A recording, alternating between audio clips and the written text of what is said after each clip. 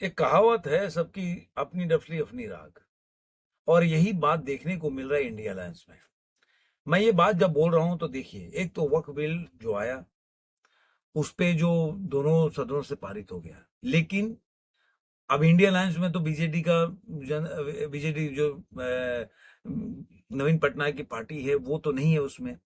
लेकिन उसके बाद भी राज्यसभा में उन्होंने बोला कि जितने भी उनके सांसद हैं वो राज्यसभा में अपने मतलब बोल सकते हैं अपनी दिल की इच्छा के हिसाब से वोट कर सकते हैं। तो चलिए, ये तो वहीं पे हो गया कि ये जो विपक्षी दल हैं, जो भी पहले समर्थन कर रहे थे वक्फ बिल का, मतलब अमेंडमेंट बिल का विरोध कर रहे थे और वक्फ बोर्ड का समर्थन कर रहे थे, वो धीरे-धीरे कहीं न कहीं उनमें टूट नज़र आ रही है। लेकिन सबसे बड़ा जो 2 घटनाएँ मेरे लिए बड़ा अप्रत्याशित है, जैसी खबरें आ रही है कि समाजवादी पार्टी में भी काफ़ी नाराज़गी है 2 चीज़ों को लेकर। पहला तो एक राणा संघा से जो विरोध हुआ था, उसके जो नेता हैं, एक राकेश सिंह करके हैं, उन्होंने उसका काफ़ी जम के विरोध किया। जो जिस तरह का बयान राणा संघा के बारे में उनके सांसद समाजवादी पार्टी के ने दिया था, तो उसका विरोध किया। और ये अभी खत्म नहीं हुआ कि आप देखिए कि रामनवमी के टाइम पे जिनको अयोध्या का राजा बना रहे थे अखिलेश यादव, जो अवधेश पासी, वो राम जी के दर्शन करने के लिए रामलला के मंदिर गए।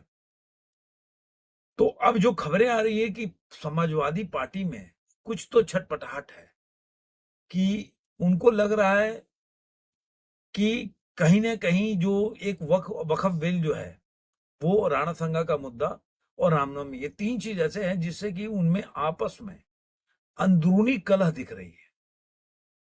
और आज नहीं तो कल ये और प्रखर रूप से सामने आएगा, जो कि राणा संघा विवाद भी बहुत बड़ा मुद्दा बन गया था, उनके पार्टी में ही काफ़ी लोग विरोध करने लगे थे। और इसी तरह से देखा जाए तो जो वक़्फ़ का जो है, वो काफ़ी लोग दबे मतलब आवाज़ में बातें बोल रहे हैं। और यही वजह है कि अब जो है, इस पे ज़्यादा बोलने के लिए अलग-अलग सुर समाजवादी पार्टी में भी देखने को मिल रहा है। तो एक तो इंडिया अलायंस इस तरह से देखा जाए तो जिस तरह से उनका अपना चल रहा है, चाहे उत्तर प्रदेश है और चाहे बिहार में, ये आपको देखने को मिलेगा।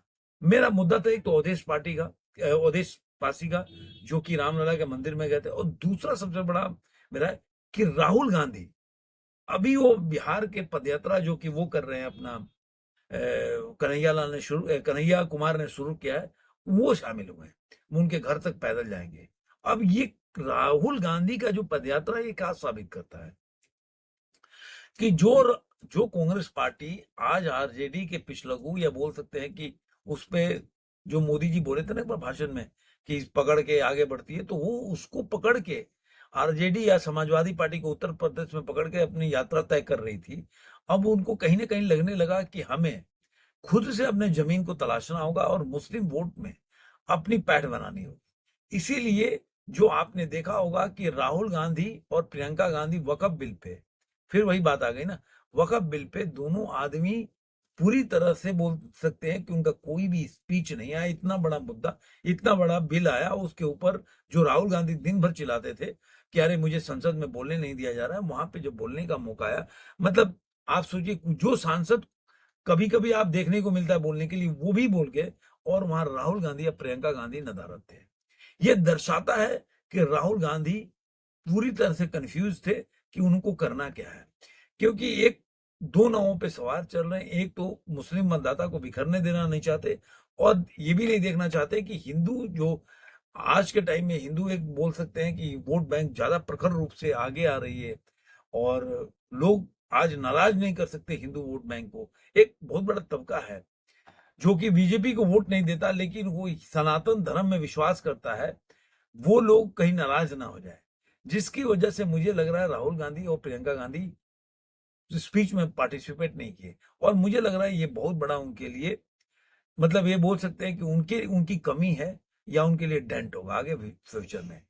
अब राहुल गांधी जब वहां गए, तो अब ये क्या साबित करता है, कहीं ना कहीं जो जो पहले वो उत्तर प्रदेश में जो भारत जोड़ो यात्रा लेके गए थे, तो उस समय से समाजवादी पार्टी और राहुल गांधी के जो कांग्रेस पार्टी है उसमें ठीक से, मतलब बोल सकते हैं कि मतलब दरार सी पड़ने लगी है, ठीक से बातचीत नहीं हो पा रही है। वो अब चीज शुरुआत होगी जो बिहार में है। अब बिहार में जो राहुल गांधी हो, अभी चुनाव का ऐलान नहीं हुआ, लेकिन पहले से वो तैयारी कर रहे हैं, और सारा कन्हैया कुमार इसी में अपना क्योंकि उन्हीं को एक समय पूरा प्रभार दिया गया है बिहार का। तो उन्हीं के कहने से राहुल गांधी आए होंगे, उनके घर भी जाएंगे आज। लेकिन बड़ी बात है कि आरजेडी इसको कैसा लेती है, क्योंकि अगर राहुल गांधी की पार्टी मजबूत होगी बिहार में तो घाटा होगा केवल आरजेडी को। क्योंकि आरजेडी को मान लीजिए साथ भी लड़ रहे हैं तो बार्गेनिंग करेंगे ना फिर वो, कि भाई हमें इतना सीट चाहिए, हमें इतना सीट पे लड़ना है, इस तरह का वो कर सकते हैं। तो मेरे हिसाब से राहुल गांधी का जो यात्रा है, ये जो यात्रा होगा, ये कहीं ना कहीं आरजेडी और या इंडी गठबंधन में ही बहुत बड़ा दरार पैदा करेगा, जो आने वाले दिनों में आपको पता चलेगा। जैसा कि मैंने आपको उत्तर प्रदेश में बोला था, जिसकी वजह से आप देख लीजिए चुनाव में क्या रहा, ऐसे भी चुनाव में क्या रहा था आप देख लीजिए दिल्ली में क्या हुआ। तो इस तरह का आपको बिहार में भी देखने को मिलेगा। अब सवाल ये उठता है कि बीजेपी की तैयारी क्या। बीजेपी, ऐसा खबर है कि पूरे ब्लॉक लेवल पर जो उनकी मीटिंग्स है एनडीए का, मतलब ये बीजेपी हो गया, अब चिराग पासवान की पार्टी हो गई, जेडीयू हो गई, या और भी जो गठबंधन उनके दल है, उनके साथ ब्लॉक तक की लोगों की मीटिंग हो चुकी है।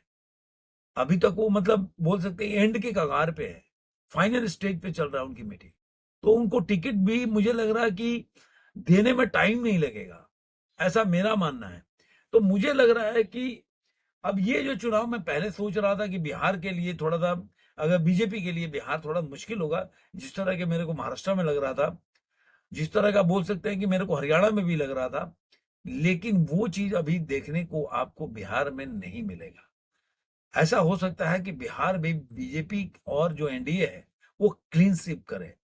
और जो देखिए, बोल बोल बड़े बड़ी बातें बोलने से होता कुछ नहीं है।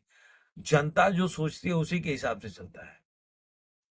और जो लोग समझ रहे थे कि 240 के सीट के साथ नरेंद्र मोदी कमजोर हो गए हैं, उनको वक्फ बिल से ये जवाब मिल गया कि तीसरे टर्म में 240 सीट के बावजूद भी नरेंद्र मोदी काफी स्ट्रांग होकर बाहर निकले हैं। क्योंकि वक्फ बिल को पास कराना दोनों सदनों से कोई छोटा मोटा बात नहीं है। और उन्होंने सबसे पहले इसमें किया कि उनको जेपीसी में भेजा, कि कोई ये बाद में बोले भी नहीं कि जेपीसी में नहीं गया, जेपीसी में नहीं गया। उसके बाद उन्होंने एकदम जो 8 घंटे का जिस पे उस पे डिबेट चलना था, चर्चा चलनी थी, वो 14 घंटा तक गई। दोनों सदनों में 14-14 घंटा पे गई। और सबसे बड़ी बात, जो अमित शाह 14 घंटा पूरी तरह बैठे रहे, डायबिटीज के मरीज। तो कितना डेडिकेशन है उनको किसी भी चीज को लेकर, ये दिखाता है। जो बीजेपी के जो मतलब बोल सकते हैं कि पार्टी के बड़े बड़े लोग से लेकर छोटे छोटे कितना डेडिकेटेड है अपनी बातों को लेकर। आप देखिए प्रधानमंत्री जो नरेंद्र मोदी, वो यात्रा कर रहे हैं, लेकिन अमित शाह ने मोर्चा संभाल कर पूरे दोनों सदनों में बैठे रहे। और उन्होंने हर बात का, जब कोई भी जैसे सुधांशु त्रिवेदी हो गए, किरण रिजिजू के साथ अगर बहस होता, वो इंटरवीन किए, उन्होंने उठकर जवाब भी दिया। ये दर्शाता है कि वो कितना डेडिकेटेड है अपने चीजों को लेकर। वो चीज अभी इंडिया अलायंस में कमी बहुत देखने को मिल रही है। और ये चीज और बढ़ती जाएगी, जैसे जैसे हार होगा वैसे वैसे इंडिया अलायंस एकदम टूटती जाएगी। अभी आप देखिए, जो राहुल गांधी के जाने के बाद इंडिया अलायंस में और क्या होगा, और किस तरह से बार्गेनिंग जब ऑन द टेबल होगी, तो आपको पता चलेगा कि उत्तर प्रदेश से लेकर बिहार में भी इंडिया अलायंस का जो है, वो जो गठबंधन है, वो काफी खतरे में आपको दिखेगा। और जो समाजवादी पार्टी में जो एक अंदरूनी कलह दिख रही है इन चीजों को लेकर, वो समाजवादी पार्टी के लिए भी एक खतरे की घंटी है। तो आपको ये वीडियो कैसा लगा जरूर कमेंट बॉक्स में बताइएगा। फिर मिलेंगे किसी और वीडियो में। आज का मिलते हैं।